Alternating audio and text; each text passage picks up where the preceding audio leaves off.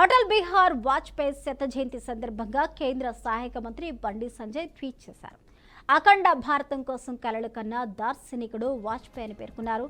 భారత జాతికి శాంతి మంత్రం జపించడమే కాదు, యుద్ధతంత్రం తెలుసునని నిరూపించిన నాయకుడని అన్నారు. సుపరిపాలనను పరిచయం చేసిన పరిపాలన దక్షుడని, తన జీవితాన్ని భారతమాత సేవకే అంకితమించిన దేశభక్తుడని పేర్కొన్నారు. శత్రువుల చేత కూడా శభాష్ అనిపించుకున్న అజాత శత్రువు వాజ్పేయి అని, అఖండ భారతం కోసం కలలు కన్నా దార్శనికుడని పేర్కొన్నారు. తన కవిత్వంతో జాతి ఊపిరిలో నిత్యం నిలిచి అమరుడయ్యారని మాజీ ప్రధాని భారతరత్న శ్రీ అటల్ బిహార్ వాజ్పేయి గారు అంటూ ట్వీట్ చేశారు.